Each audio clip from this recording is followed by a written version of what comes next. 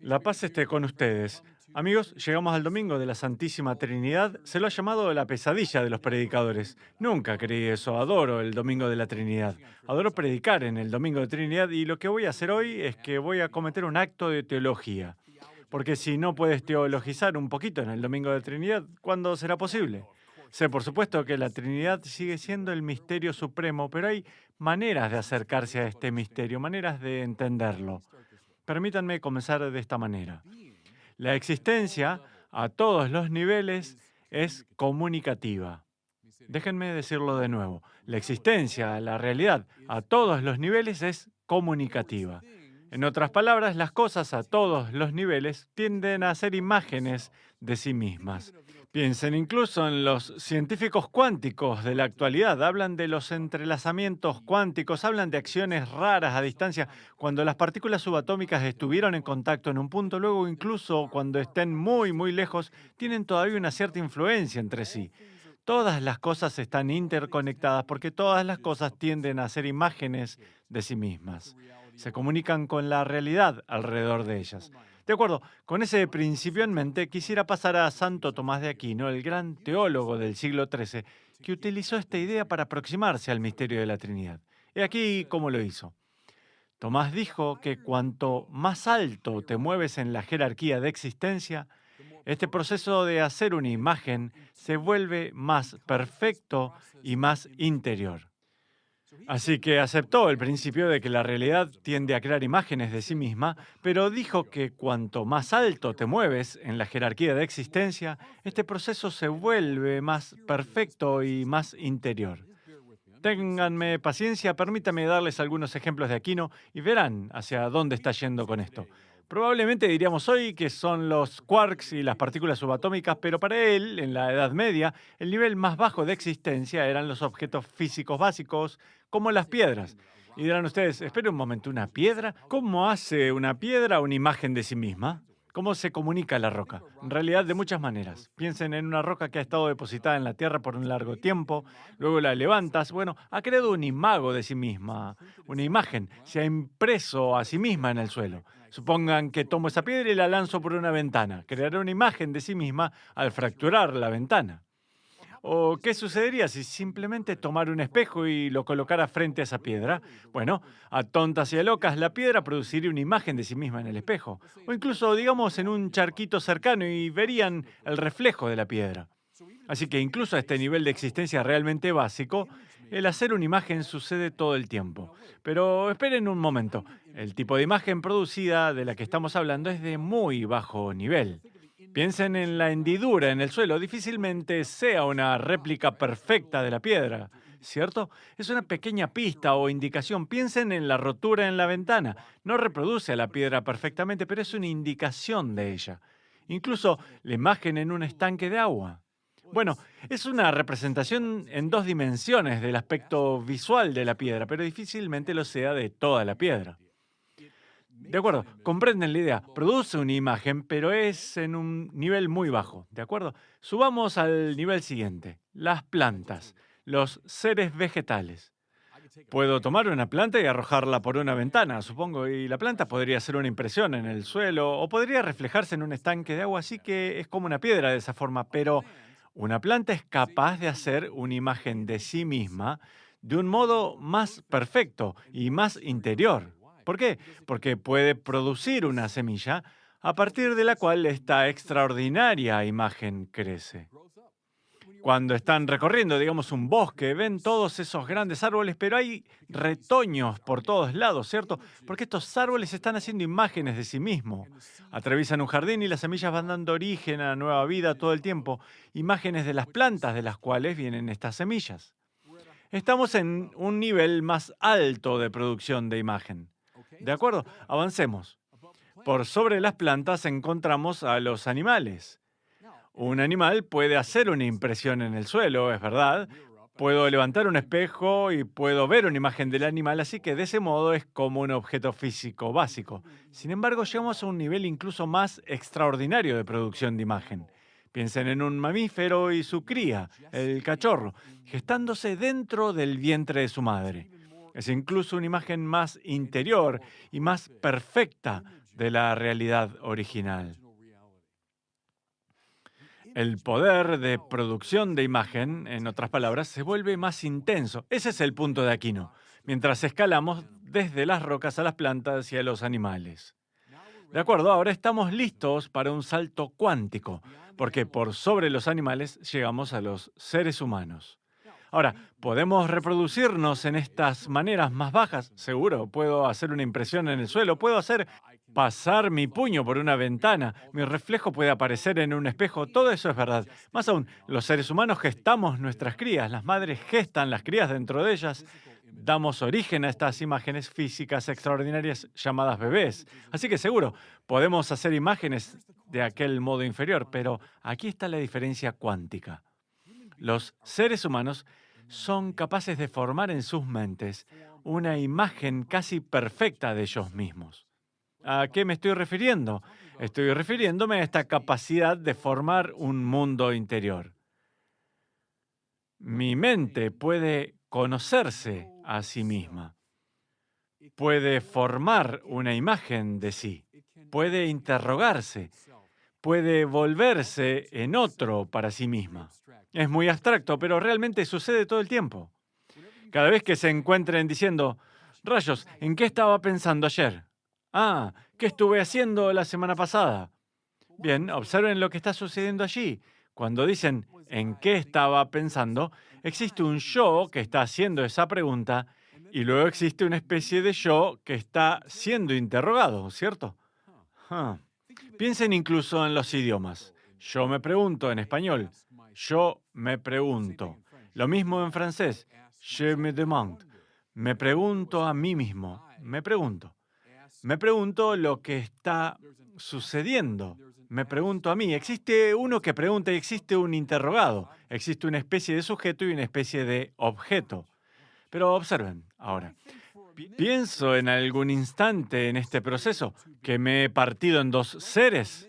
Pienso en algún instante que existe un yo y luego existe otro totalmente extraño allí fuera. No, soy yo interrogándome a mí mismo. La mente ha hecho una imagen de sí misma. Escuchen esto, de un modo extraordinariamente perfecto e interior. La piedra que vimos hacer una imagen de un modo realmente fundamental, un modo básico, luego las plantas, luego los animales, ahora hemos llegado a un nivel espiritual cuántico.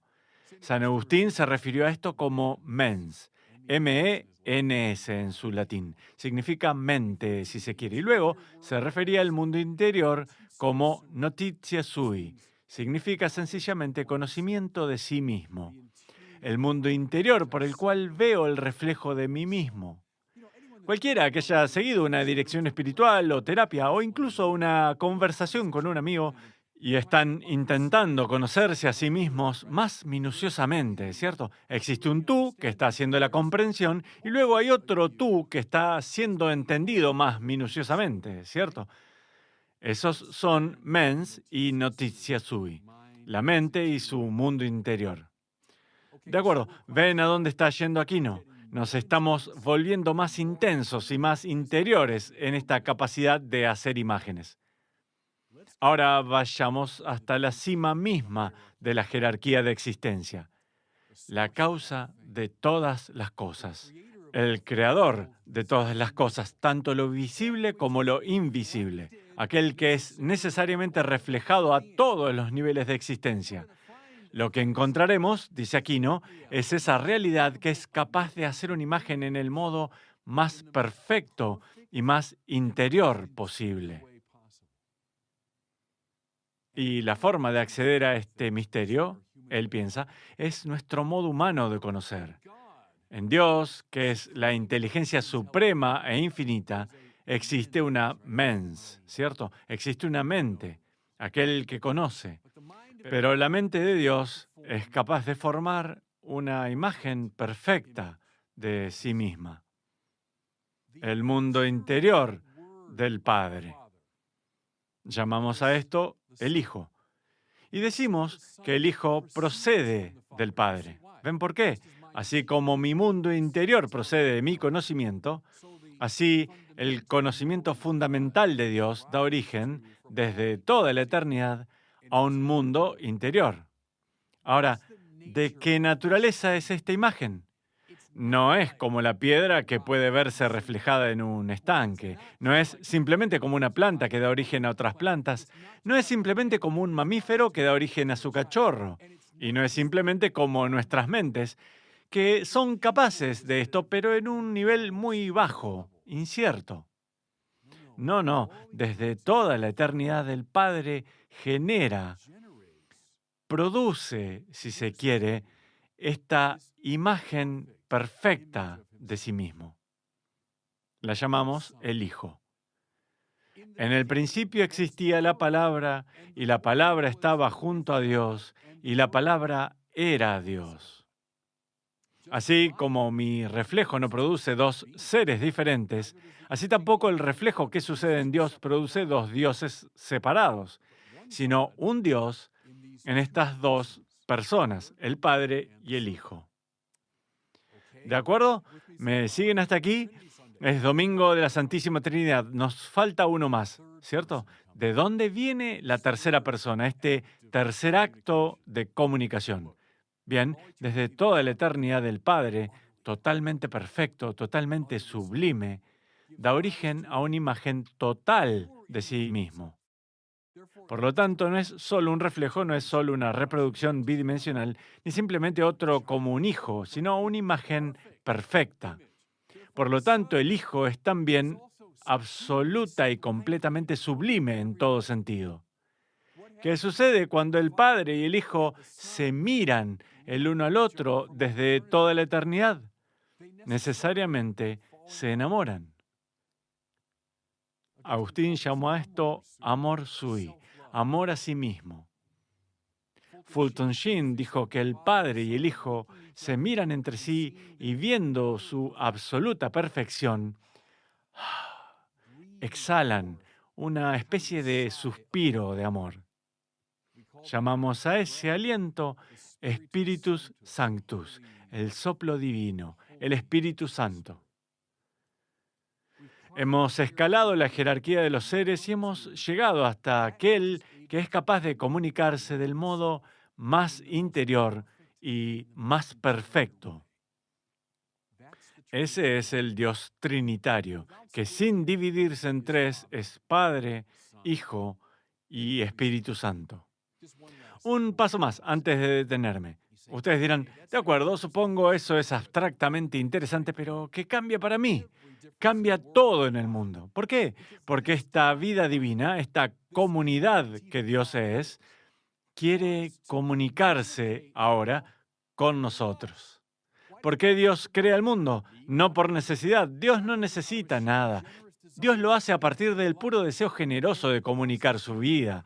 Y con nosotros como criaturas humanas quiere que nos convirtamos en partícipes de la vida misma que Él es. Entonces, ¿qué?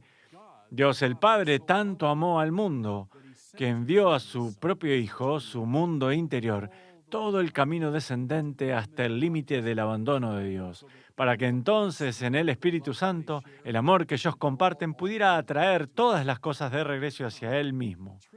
La Trinidad, que he descrito tan abstractamente, le pone nombre a lo que está en el corazón mismo de la vida espiritual entera y la historia entera de la salvación. Espero eso sea tal vez suficiente para que mediten hoy sobre esta maravillosa fiesta teológica de la Santísima Trinidad. Y Dios los bendiga.